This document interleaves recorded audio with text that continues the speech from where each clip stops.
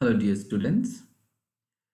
So, we have come to the last session of the drama Pygmalion by G.B. Shaw, prescribed for third semester BSc, Bangalore University.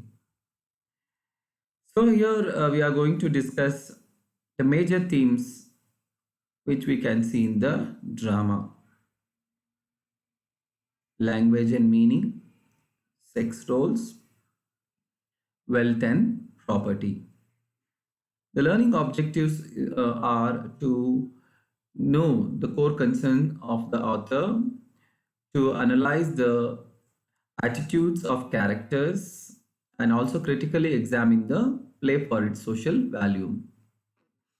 Students are going to understand the theme of the play with the different what you call main concern or core concern of the drama by the author, and also can critically appreciate the play. So the first theme of this session is language and meaning. So Shaw believed that a variety of spoken language are there in the society, and Pygmalion points to that kind of variety of spoken English.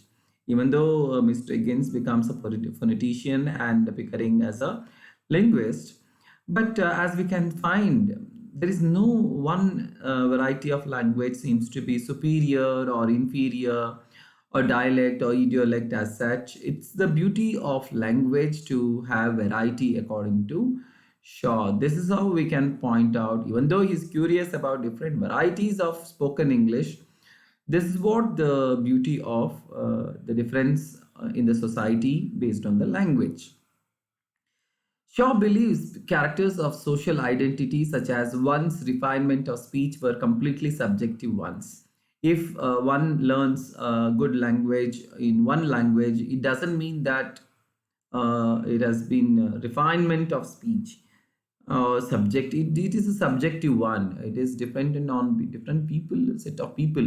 For me, language may be different. For others, your behavior, attitudes are important.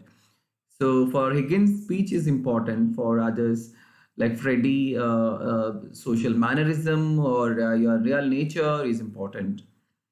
The play suggests that the real richness of English language is in the variety of individuals who speak it.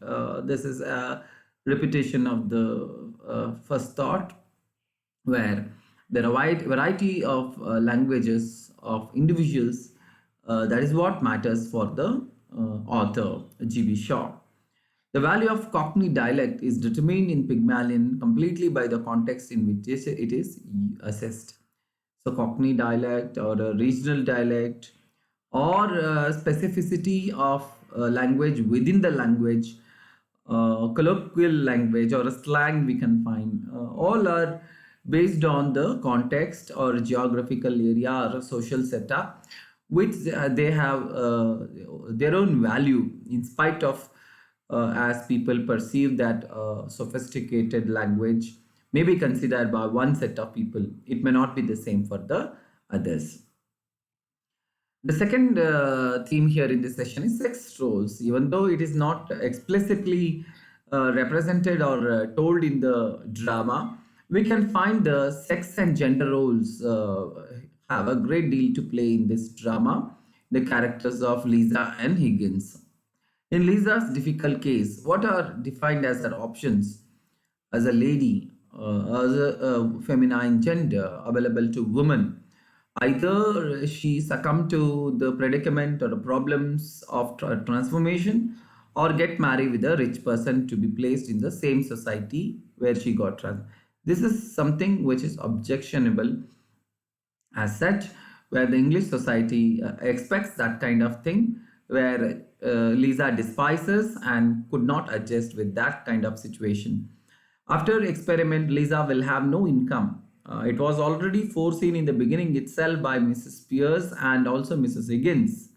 However, these were not considered by Mr. Higgins as such. The manners, the habits that disqualify a fine lady from earning her own living. She was somehow earning by selling the flowers, but then after her transformation, She cannot even earn the living. This is the problem she faced after transformation, particularly being a woman.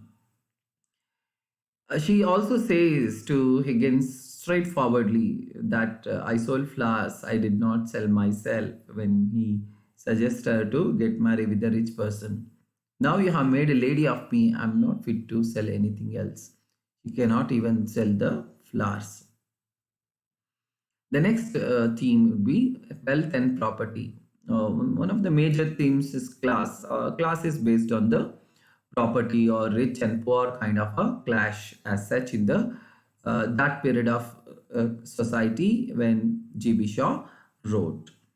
One of the major subjects under examinations in Pygmalion is class consciousness, upper class, lower class, where transformation happens. For some, it can be okay, but within oneself, there is always incompatibility or difficulty in adjusting after transformation in case of Doolittle as well as in case of Lisa.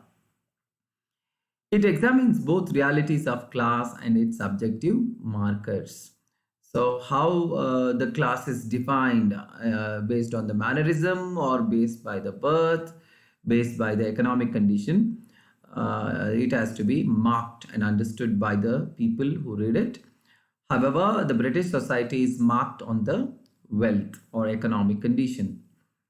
Economic issues are central to Lisa's crisis at the conclusion or the end of the drama, Higgins experiment, where ultimately matters. Economic condition also matters. Only social transformation or language-based transformation cannot fetch her livelihood. The economic condition becomes more important to, particularly to the lower class society, where she finds difficult to do her earlier job.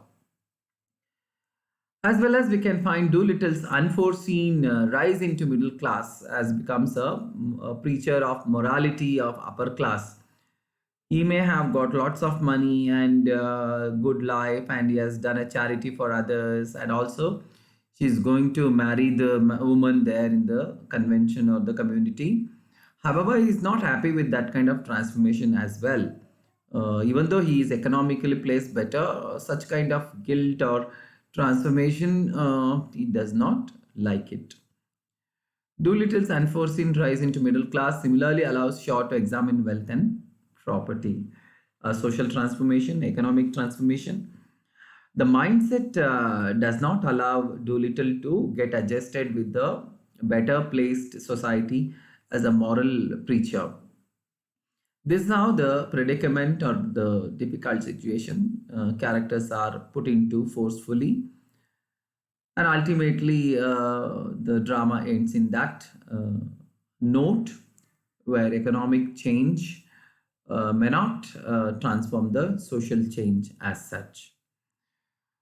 That ends this major themes of the play Pygmalion. Thanks for watching.